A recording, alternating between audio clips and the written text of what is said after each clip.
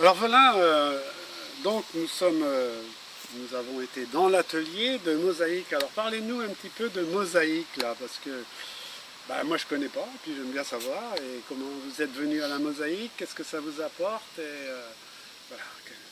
En fait, la mosaïque pour nous, c'est...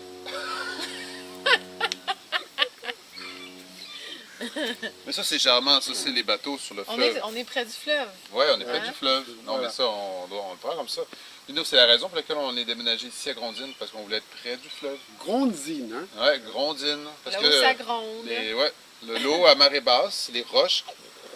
Ah, c'est comme ça s'appelle. Les premiers, D'accord. les explorateurs européens, quand sont arrivés, parce qu'il y avait des gens qui habitaient ici sur le territoire, c'était les Autochtones. Oui, les Mais, Amérindiens. les Amérindiens, mais quand les Français sont arrivés vis-à-vis Grondines, à cause des roches, ils ont dit « Ah, il y a un bruit, ça gronde. » Alors c'est devenu Saint-Charles de Grondines. Un poète français, là. Il faut vérifier. Donc, la mosaïque, tu veux qu'on y aille dans cette direction? Alors, oui, alors oui. expliquez-nous la mosaïque. Là. Alors, la mosaïque, c'est plein de petits morceaux cassés ou coupés qu'on assemble pour faire une œuvre. Donc, pour moi, la mosaïque, c'est tous ces petits morceaux individuels, qu'on rassemble et qui font le grand tout de l'univers. Alors, j'aime beaucoup la mosaïque pour cette raison-là. Puis, quand on a commencé à faire la mosaïque il y a 15 ans, débutait aussi notre histoire d'amour, parce que Dominique et moi, on a commencé à faire autant de la mosaïque qu'à être amoureux. Ça a été simultané presque. Ouais. Voilà. On a collé nos morceaux ensemble. Ça, j'adore dire ça. Belle image, belle image. Belle image. Ouais. Mais c'est un mode de vie, c'est des valeurs. C'est des valeurs qui vont avec ça. Alors vous vendez sur place vos œuvres, non? Comment ça se passe? Non, on fait ça, on ne veut pas vendre, nous, c'est juste, c'est comme ça, c'est le don de soi. Non, ouais, on vend ici. Oui, mais il faut vivre aussi. Oui, je sais, ouais. On a participé à beaucoup de salons, donc on a eu à se déplacer beaucoup, puis on a encore à se déplacer quand même beaucoup pour faire des projets dans les écoles, pour travailler avec les jeunes, faire ce qu'on appelle des projets collectifs. Mais tu sais, il y a toutes sortes d'autres volets, on enseigne, on vend des choses sur place, mais donc c'est en allant travailler sur 4 ou 5 aspects de la mosaïque qu'on réussit à en vivre.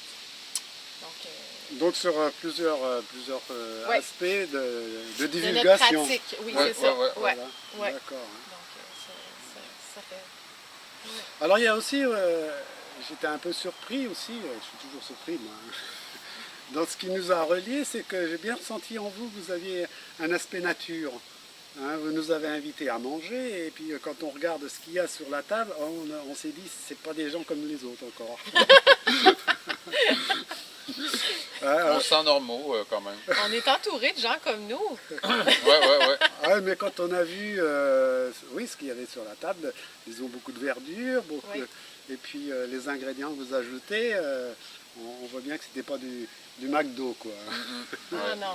Vous avez un souci de la nature, de bien vous nourrir quoi. Et puis avec les enfants, ça se sent tout de suite quoi. Hein, j'ai senti qu'on avait un aspect qui nous unissait. On ne s'est pas vu longtemps, mais tout de suite le courant il passe. Oui. Hein? Ouais, je veux dire, je pense que c'est des choses qui se transmettent aussi. Moi, je veux dire, j'ai appris ça quand j'étais jeune. Ma mère était dans les années 70, pas pionnière, mais tu sais, il n'y en avait pas beaucoup d'enfants comme moi qui mangeaient ce qu'on mangeait. Tu sais. Donc l'importance de la santé, des légumes, de la naturopathie était là quand j'étais enfant. Fait que c'est sûr que pour moi, c'était... Donc ça allait de soi. Tu bénéficies de ta maman qui t'a éduqué dans ce sens-là. Ouais. Et tu te sentais aussi à part par rapport aux autres. C'est ce que tu viens de dire, parce que vous n'étiez pas nombreux à penser comme ça. Oui. Oh, oui. Oui, j'avais cette conscience-là quand même. Oui, alors, tu sais, la France ou le Québec, à ce niveau-là, on n'est pas mieux. Hein? Parce que moi, je me suis senti seul dans ce domaine-là pendant 30 ans. Hein? Ouais. Tu vois, et là, quand tu dis ta maman, par rapport aux autres, vous vous retrouvez un petit peu à l'écart, je suis pas surpris quoi. Et on a toujours à apprendre. Oui, puis les choses changent, les façons de cuisiner changent. C'est quelque chose qui est important, en fait de plus en plus. Alors parlez-moi aussi de vos sports, parce que vous êtes, vous aimez, je vois des vélos par là. Ouais, Qu'est-ce que vous pratiquez? Et puis par rapport au Saint-Laurent qui est tout à fait à côté, est-ce que vous allez naviguer? Est-ce que vous faites quelque chose? En fait, j'aimerais ça dire qu'on en fait quotidiennement ou toutes les semaines, mais même s'il est tout proche, le fleuve, on le néglige un peu, mais on y va.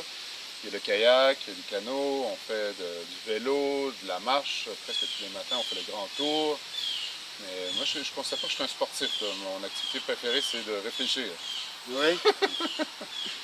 Ouais, on n'est pas des sportifs c'est quand même c'est une tendance actuellement de se dépasser dans le sport.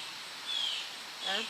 Puis, de faire des marathons, de faire des ultramarathons, de faire des Ironman, c'est Ouais, très mais bien, ça, là, mais on est dans une culture comme ça, quand même de la performance. Fait que c'est sûr que nous, on se considère comme n'étant pas sportifs dans ce sens-là. Oui, sportif dans le sens de la performance. Ouais. Et vous êtes sportif dans le sens que vous en vivez tous les jours. On en vit. Trouver une hygiène de vie quand on est travailleur autonome et qu'on travaille près de chez soi, c'est possible parce qu'on ne passe pas notre vie dans le trafic et dans les transports.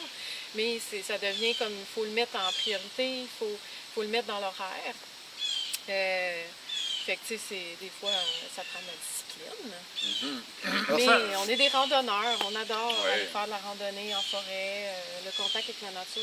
Moi, si j'ai pas ça, à un moment donné, je deviens... Parce que pour nous, comme on a parlé un petit peu avant, c'est que la santé, c'est l'alimentation, c'est la psychologie et aussi le sport. Et vous le pratiquez naturellement, sans la performance. Mais quand vous dites vous marchez, mais c'est la base. C'est la base de la santé. Et vous le faites peut-être sans le faire exprès. Parce qu'on a envie, c'est tout. Notre livre, il s'appelle Santé sans le faire exprès. Oui, je sais. Et vous, c'est peut-être le sport sans le faire exprès. Oui, il y aurait... Voilà. Et ben c'est très gentil. Merci. À vous de nous avoir accueillis, de m'avoir accueilli spontanément.